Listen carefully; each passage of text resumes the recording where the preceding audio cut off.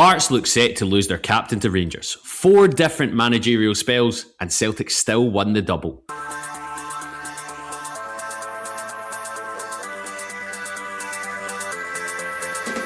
Hello, I'm Ray Bradshaw and this is the Scottish Football Podcast. All the news, views and analysis you need on Monday the 25th of May. And are we looking at the first huge transfer summer blockbuster? It's in! Scotland back in front! Lawrence Shankland, I think, taking the acclaim over the far side as he swung into the near post. Lawrence Shankland seems set to move along the M8 to Rangers. And it was a one-sided final, but it ends in triumph for Celtic and a double. Wonderful goal from Kelechi and Anjo as he weaved his way through 2 or 3 Dunfermline challenges to put the seal on this Celtic victory. But what will next season look like for the club with a big summer ahead? And he's the top scoring Scottish striker. Why isn't he going to the World Cup? Ollie McBurnie has sent City to the Premier League with a few minutes remaining. It has to be the Big Mac, the big man in the big moment. The season might be coming to an end, but Scottish football just keeps on giving. The Scottish Football Podcast from BBC Sports Scotland. Yes, hello and welcome on the 25th of May, a monumental weekend in Scottish football because tonight the mighty Partick Thistle play against Ryan Flynn's former club St Mirren. We're joined by Ryan today. On the mic check, he said that they're going to win 1-0. Ryan, I hope that is wrong. How are you? You well? I'm very good, thank you. I'm looking forward to the game tonight.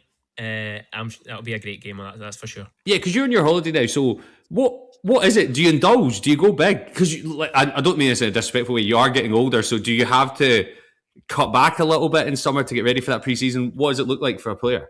I've probably refined it to a T now. Mine's is 2 weeks of nothing. That's probably what I've been told by the experts, to be fair.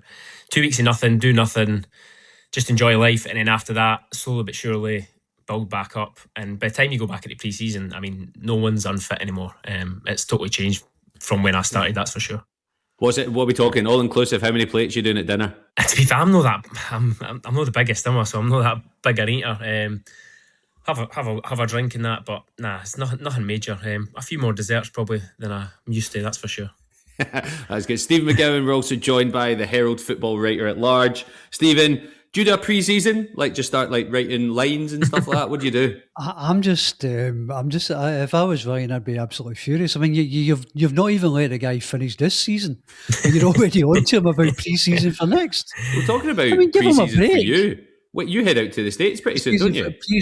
Pre-season for me is treating my body like a tempo, fine abstinence. But it's going to be a bit different this season because I'm heading off to America next Sunday for the best part of a month. So I know rest for the wicked, as they say. Yeah, well, let's kick off with what could be one of the biggest transfer stories of the summer. I have to be honest, this completely caught me from left field this morning when I got sent it. Lawrence Shankland is about to join Rangers by the time of recording. Stephen, talk to us about this. Where's this come from? Because he's been trying to get this move for 7 years, I would guess. Well, I mean, it came out of the blue, I think, from Hearts' perspective. I think they got a call Saturday informing them that Lawrence Shankland would not be taking up exercising the option to stay at the club.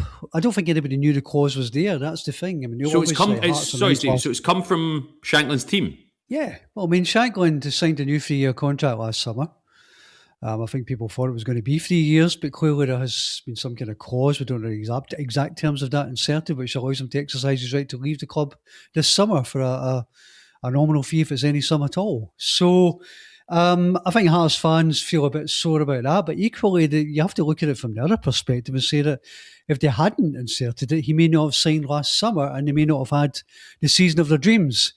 I mean, you're talking about a player who scored 20 goals who very nearly earned them the point that won their first title since 1960. So, I think if you're talking about a player who's been, as you say, he's been on the back burner for years, it is his boyhood team.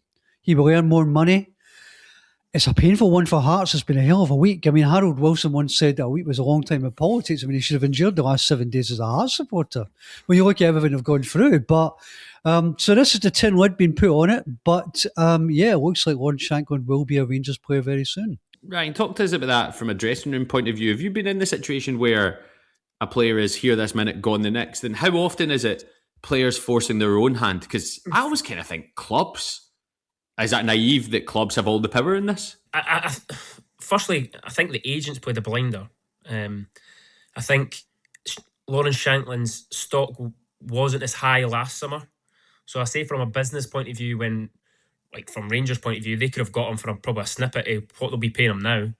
I'd imagine he'll be asking for substantial sign-on fee and wages now. So business-wise, that's not great. From a player perspective, it's the right thing for him. Personal, he'll make more money. It's the boyhood club that he wants to go to. From teammates-wise, it's part and parcel of the job. I mean, the players will be gutted, but I don't think he'll be the only one that will be leaving Hearts. I think Braga's had an outstanding season under the Jamestown model. This is only the start. There'll be other players that will leave. I actually think from Hearts' point of view, I know they're leaving him on he's leaving probably nominal fee or a free transfer, as Stephen was saying, but it's a fantastic piece of business keeping him for that year, because they've now qualified for the Champions League qualifiers. They're probably ahead of the curve of the Jamestown model of they've got a couple of players in that have been successful, and over maybe 5-6 years they'll be further ahead. But getting this money in from Europe and doing so well, they've definitely ahead of the curve. So I think all round it's a win-win for everyone. I think you're right, Ryan. I think it's a loss for him. I don't think it's a grievous loss in respect to the fact that, I think you said it there, Jamestown is the beginning of the curve. And this has always been the idea that the kind of legacy players, if you like, would go out the door and they would be replaced by the players found from unexplored markets by data analytics. Okay, I don't know that Lawrence Shankland would have been their choice to go out the door first, but I mean, Cammy Devon looks like he's moving on. He's out of contract. Benny Beningame. Question marks over the future of Mark Leonard, obviously, who was on loan. So I think there's going to be a big summer of change for Hearts, but under the Jamestown model, that's what they've been planning for all along. So I don't think it has to be the end of the world, much as it might feel like it for supporters right now. But Stephen, talk to me about the Jamestown analytics, because obviously Hearts have had pretty decent results from it, a few duds, but it's always you bring someone in, it's meant to be a year progression. I think they've spoke quite extensively about that. But can those analytics identify leadership skills? Because if you're losing your captain, you're losing someone like Cammy Devlin who runs the midfield. Halkett looks like he's going to be out 6 to 9 months with an Achilles injury. You've got a few, Stephen Kingsley obviously, but he's not going to play 90 minutes every week. Craig Gordon, I'd imagine, God knows, he'll be playing until he's 62, so he might be the option. But what happens there from that, from the leadership viewpoint, Stephen? I think it's a really valid point, Ray. I mean, I always think that the data side of things should be joined by the traditional scouting. I mean, you can't tell everything by data. I mean, you know, I think there's still a place for the flat cap. I think there's still a place for the old methods. I think you have to use both of them. The one thing that Derek McInnes told me was that I went to see him to talk to him about the Jamestown guys, and he said that the process seemed to be that they would have a Zoom call from his American holiday, and he would talk to them by Zoom, and he would get a feel for the players so that he would make the final decision. Now, how much you can really tell in that period, I don't know. They'll have to do their homework as well. But, you know, he said that Claudio Braga, for example, was like an excited puppy. He'd done his research into Edinburgh. One or two of them didn't quite get quite the same vibe from them. Ryan, but see, if you're a Rangers fan, you've got to be thinking, we could have brought him in 2 years ago, last season. I mean, Miovski, the good part, 2-3 million. Chimite, 9 million. Nadiri, 3 million. Danilo, 6 million. You go back to Cyril Dessers, Sam Lamins, so many players in that position when Shankland's been there. What do you think has been, not the straw that broke the camel's back, but you know what I mean? Like, what has been the thing that's finally made this happen, do you think? Sometimes it can just be the proof's in the pudding that Lawrence Shankland has done it in front of another manager. Probably the question on characters, that's what Lawrence Shankland, that goes under the radar of how big a leader he is. I think Derek McInnes has spoke about numerous occasions that what he's like around the place. When he first signed that contract and he walked into the pre-season back with the players, he just says it was a breath of fresh air, that the way he goes in, the way the players react to him. So none of the little factors, once Danny Rowe, hears about these things as well as watching his performances, that he's not just a goal scorer. His link-up play and his all-round actions are phenomenal. I think he's been one of the best players again in the Scottish Premiership. So in the end, it is a no-brainer. Probably the frustrating part for the Rangers fans will just be, why is this not done earlier? When you're losing Dessers, who was maybe frustrating from a fan's perspective, but he got goals. He always got on the end and creating chances. And then when you sign Chermiti for that big price tag, but he's so young, and he needs time to bed in, and he has scored some spectacular goals. If you have that other goal scorer that's scoring goals and then it bides him time, if it was Dessers that stayed or Shankland comes in. So now if they've got that, it might be a better mix, and definitely for Rangers fans, it's a positive, and they'll be looking forward to next season already. Yeah, especially after the way the season finished. I did, when I was talking to people about it today, you do think he's signing for a club whose manager is on a sugary peg as well. It feels that way with 4 losses in his cup finals out of 5. Talk about manager Stephen Motherwell. Obviously, Scottish football lost Jens Bertolaescu this week. Any word on who's in the frame for the new manager? To paraphrase Sound of Music, how do you find another Askew? How do you think they do it? Motherwell, you mean, as opposed to Celtic? Yeah. I mean, I think... Or did I say Motherwell? Yeah. Motherwell or Celtic, actually, because I thought Celtic could have been in for him. Yeah, I think he was heavily linked with Celtic job, and rightly so. I think he would have been a good candidate. I think for Motherwell, they will follow the same pattern, the same methods that got them Jens Bertolaescu in the first place. They've got a head of recruitment, Nick Dawes, who actually... It's quite interesting because Hearts hired Neil Critchley based on the Jamestown analytic model. And they came to the conclusion that actually it maybe didn't work as well for managers. It was better for players. But Motherwell found this kind of algorithm or this data method whereby they quite liked Wimmer, the previous manager, but he had to quit the job for personal reasons. But they thought, well, can we do the same thing again? So they benchmarked candidates against other managers in the Premiership, and they came up with Jens Bertolaescu. My goodness, it worked. And then, of course, they recruited well because he brought in Eli Just. And, you know, they brought in Elliot Watt, what have you, and they had a fantastic season. So I think the method for Motherwell would be pretty much the same. Why would you break a formula that is working perfectly well? And they will take their time, they will work their way through the facts and figures, and they'll see if they can do it again. And if they can, well, I think they'll have cracked it, won't they? Now, let's reflect on the cup final. Let's go back to the start of this year. 3rd of January, Celtic lost 3-1 to Rangers. I don't think many people would have thought it possible for Celtic to go on and win the double. Dyson Maida scores again, 9 goals in 7 games. Martin O'Neill pre-match was describing his recent form as Larson-esque, which I don't think there's any bigger praise. Ryan, if we're talking about the game, first half, Dunfermline fans will be so disappointed with how they came out. Second half, obviously, they had a go at it. But when we talk about Dyson Maida specifically, Martin O'Neill let slip that he was meant to be going to, I think it was Wolfsburg last year, and it fell through last minute. Does Celtic have any hope of keeping him, do you think? I'd imagine he will move on. It's probably one of the things, maybe I came to an agreement that, can you stay on for one more season? Can you deliver another league title? Then win the double. Does that happen a lot? Do you get players in a contract and instead of going like, right, we'll give you a 2-3 year deal, but do a year and we'll see what happens? Is that a common thing when you're in those negotiations?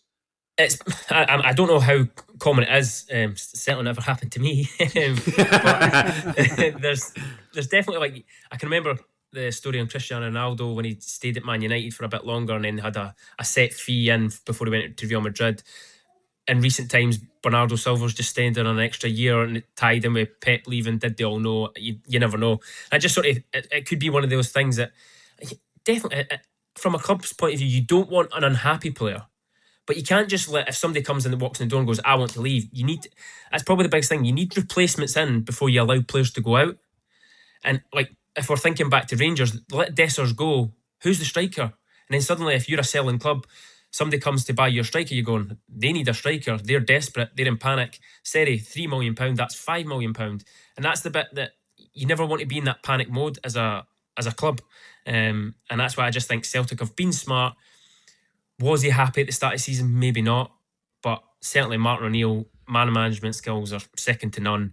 I mean, even that, talking about Henrik Larsson, if you're a player and you're getting that, you know that's going to circulate back to you, and there's no surprise that these players suddenly play better for a top man manager. Yeah, and for you, Stephen, let's talk about the kind of scale of rebuild we're looking at Celtic. Martin O'Neill, will he be at the club in August?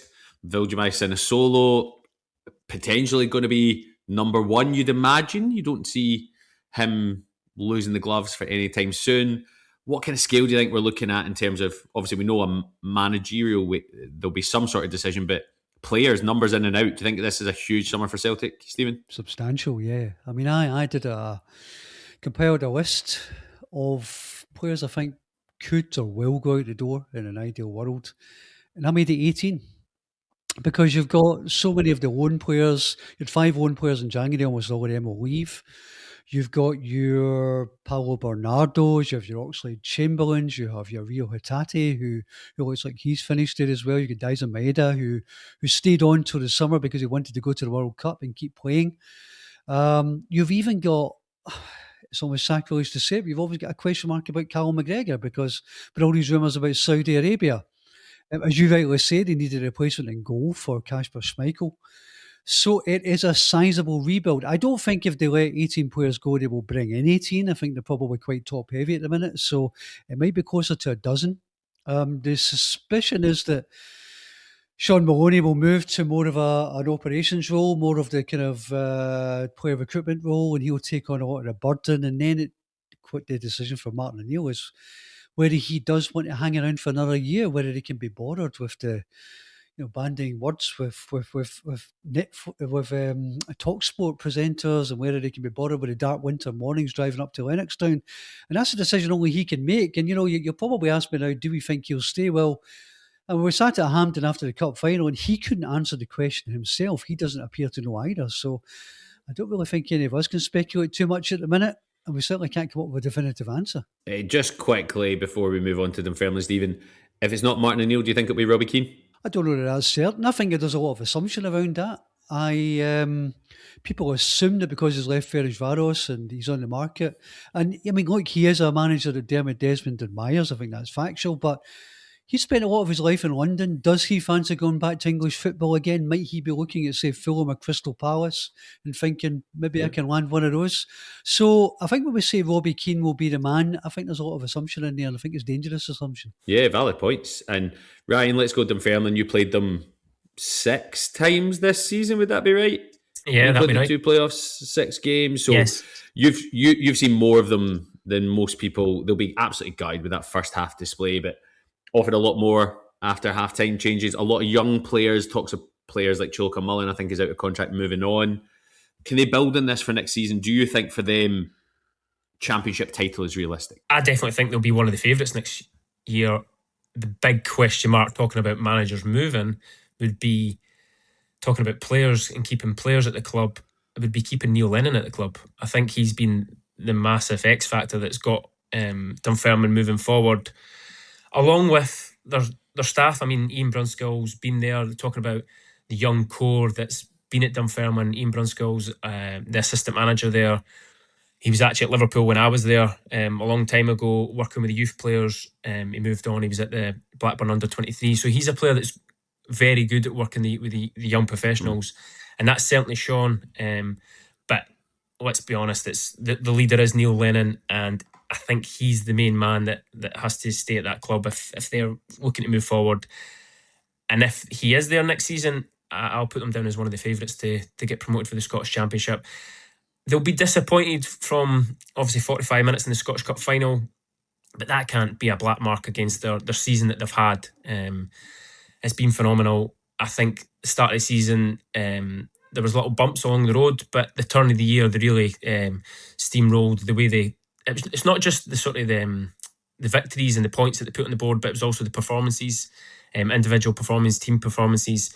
Been a real breath of fresh air sometimes. I thought their goal was a good footballing goal, the way it was worked, and they probably wanted to see that a little bit more. But overall, it was a positive season, and definitely something to build on with the finances that they've managed to bring to the club through the Scottish Cup run, and obviously getting to so far in the playoffs as well. Yeah, and obviously you've said one of the favourites, but I presume Arbroath will still take 12 points off them next year. If only.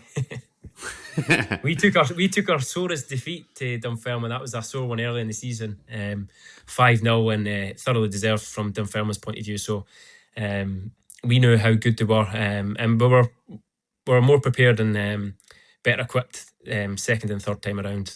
But no, they're definitely a top side. But have to keep players, but mainly keep Neil Lennon, I would say.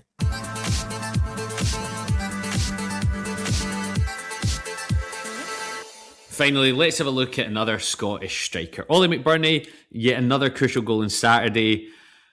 I mean, I suppose the question is, and I think we know the answer is, can we afford not to have him in the squad? Why isn't he in the squad? Stephen, is it more to do with how he fits in rather than talent? No. I think he had 16 caps for Scotland. He has 0 goals. He has 0 assists. I understand there's always a social media kind of backlash in these situations. And a lot of it is probably predicated on the fact that a lot of people have had enough of Steve Clarke. But I don't think we're leaving out Kenny Dalglish here. I don't think we're leaving out some superstar who is an absolute imperative in the squad. Now, Ollie McBurnie had a very good season in the Championship. And we've all seen that. We've all admired it. But is it a major black mark against Steve Clarke for leaving him out of the squad? Well, you can argue that Lyndon Dykes hasn't exactly been set the head of the light, but we know that Steve Clarke is loyal to his players. We know that he wants to show some faith and payback to the guys who got Scotland to America in the first place. So if you accept that, you accept that Lyndon Dykes is going to the World Cup, you accept some are going to miss out. Ross Stewart got the nod, Ollie McBurnie didn't, and I think he has to suck it up, unfortunately. Yeah, for me, when I go to Scotland games, I sit in the main stand, quite close to the dugouts, and even when we're at the Ivory Coast game down in Liverpool, you see players like George Hurst turn up, warm up the whole second half, knowing they might get on, they might not get on, never been caught making disparaging comments about the club, about the club mentality, the country. And for me, on a personal point of view, from a fan point of view, I'd much rather have someone like that in the squad than a McBurnie. Ryan, from a player's point of view, is it a thing? Do you hold grudges if someone gets caught saying something about that? Because I presume that's straight into the chat in the dressing room, what you're saying that for. Is that something that would happen? They would get called out? I think there will be people that can be bitter and hold a grudge within football, that's for sure. It's like any walk of life, that there will be players, managers, staff. There's always people along the way. We don't know the full answer of why he's not in the squad, but I think Stevens gave the case from both for and against. I mean, he has done excellent in the Championship, but at international level, he hasn't hit the ground running. And Steve Clarke's been there and witnessed it. So, I mean, I think recently we've been on the podcast talking about Steve Clarke, and I think you've just got to judge his judgment off. It's not just individual basis. He's building a team and a squad to go and live together, work together, and try and perform together. He has done that. Steve Clarke has produced time and time again at international level. Whatever he does, it works. I'm not questioning Steve Clarke. If Ollie McBurnie's not in the squad, albeit Ross Stewart, he's the one that's in, and hopefully he can be the guy that can produce for Scotland. See, one of the things as well, Ray, one of the things that's quite often overlooked, I think, in this situation with international management. I was talking to Andy Roxburgh about this. I was doing a piece for the paper the other week, and he was saying one of the hardest parts for Italian 90 was keeping the players who are not going to see a minute of action on side. You've got a lot of bored players. You have to judge who's going to be a good character to have around if they're not going to be involved in it. You know, you look at guys like Liam Kelly at Rangers, that might have got him, because he's a good character around the place. I'm not saying for a second that Ollie McBurnie isn't. I haven't a clue. But I think if you're Steve Clarke, you have to take all of these factors into consideration, and you have to get the balance right in your squad. Spot on, Stephen. Yeah. I think that's at club level, international level. That is the whole thing of building that squad. That's perfect from Stephen there. Yeah, and the Hull City squad are all being taken to Vegas, I saw. So no doubt, Stephen, you'll be seeing them when you're doing your Herald expenses from a casino in Vegas. So that's probably there. How dare you? I think How dare you? The big story in Scottish football yesterday, apart from Lawrence Shankland, was also Hearts related. Hearts winning the SWPL. Fascinating final day. Hearts against Hibs, Glasgow City against Rangers. If Hearts drop points, Rangers can win the league with a win. Hearts lose 2-0 to Edinburgh rivals Hibs. you think disaster. And if you're anything like me, you look at the BBC Sport website, you see that score, you look up, and at that point, Rangers were 3-0 down to Glasgow City to then go on to lose 6-0. An incredible final day of the season. I think it's 4 years in a row the SWPL has gone down to the last game of the season. I think more interestingly was the pointed comments from outgoing boss Eva Lead from Hearts about the lack of investment from the board. It felt a bit of a dampener because you can see she announced that she was leaving, I'd guess that was about 6-7 weeks ago, and it didn't seem to affect the run-in. You saw during her interview with the BBC that the players all run and gate crash it. She's not lost them, but budget cuts from Hearts, Stephen, seems a very strange way to reward a league title, doesn't it? I think women's football in the SWPL faces big challenges, though. I think it does, because it's not just Hearts. I think if you look at the full-time clubs, Rangers, Celtic, Hibs as well, Glasgow City have got a benefactor in the Anderson family, James and Warwick Anderson, so slightly different. But I think for the clubs who are trying to run full-time operations, they're finding it difficult to make the numbers work. It's the crowds don't really match up to the expenditure, and it's like any business. You know, you look at the bottom line, and women's football, too many of the teams are losing money, and this is a really difficult situation. I know that Fiona McIntyre of the SWPL, because Scotland will be one of the home nations looking to host the 2035 World Cup. I mean, they're looking for a bit of government intervention, a bit of help to try and shore up the finances. And I hope they get it, because I think women's football in Scotland is still closer to the beginning of the curve. I think it needs help, it needs support, it needs a bit of time. It's still pretty much a start-up operation, even after a few years. So it's clear that it's not going to be able to do it on its own. It needs a bit of help. And I think the Eva Olid situation kind of draws it into sharp focus, actually. Definitely. And then finally, Ryan, if we're talking about football, we go to tonight's game. The Premiership playoff second leg takes place tonight. Finally poised. Thistle and St Mirren drew 1 each at Firhill on Thursday night. I was there. Incredible atmosphere. For both sets of fans, I have to say, the St Mirren fans were right in on it. Let's just do a wee prediction. Okay? Stephen, Ryan, myself. The correct answer is obviously Thistle. But what do you think the score is going to be, and who do you think is going to win? We'll start with you, Stephen. You're the neutral in this. I'm going to go 1-1 after extra time, and I'm going to go for St Mirren to win 5-3 in penalties. How's that? I can't take penalties after Dingwall, Stephen. I cannot take penalties after that's Dingwall. It. That's Partick Thistle's fate. That's your fate. Oh, all right. Keep it light. Come on. Ryan, for you, what are you thinking? I mean, take the St Mirren hat and potential Hall of Fame career out the way. Like, what are we thinking? No, definitely. I felt just from the first leg, I felt that was Partick Thistle's real chance of really putting a marker down the first half. They probably didn't. Walked away with a 1-1. I think that favours St Mirren, and I just fancy being in that position. I think it was 2019 against Dundee United. We went away to Tannadice. You think, take the draw, go back home, get the job done. We had so many injuries, but just you find a way and a will to get over that line, and I think it was a strange 2-0 victory on penalties it was.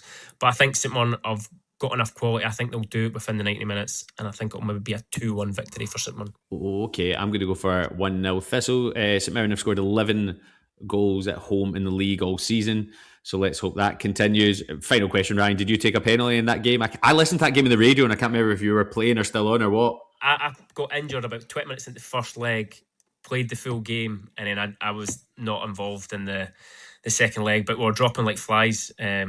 I think we ended up with 10 men as well, and it was just remarkable how we stayed up. That was one of the great escapes, because we were a bit of shambles that season, and just put a run together. We were actually thankful to just be in the playoffs. I think we beat Dundee in the last game, and Hamilton won, and there was no disappointment. We were just thankful that we had got a chance in the playoffs. So, and that's what we did, and we managed to get the job done. And it's so important for these games, because it's got a crossroad for football clubs. Can Partick Thistle push on if St Mirren go down? And it's just so important, these relegation. I think they're close to the biggest games of the season for in Scottish football. It also shows about that slippery slope, because you mentioned Hamilton being in the top flight. How long ago does that feel? That's exactly it. Well, that's all we get time for. Many thanks to Stephen and Ryan, and thank you for listening. Remember, we're here with new episodes of the Scottish Football Podcast bright and early every day. So to make sure you don't miss out, subscribe on BBC Sounds and have push notifications turned on in your phone. Thanks for listening. Huge game tonight. And what will be a nice one is one of the people on this podcast will probably be crying tonight. And hopefully it's Ryan Flynn after his 2 puddings from the all-inclusive. Thanks for listening. Goodbye. For everything you need to know about your team this season, download the BBC Sport app. All the latest news, goal updates, stats and scores, and insight and analysis. Just select your club to get the biggest stories and best content at your fingertips. What a result. Download the BBC Sport app for everything you need to know about your team this season.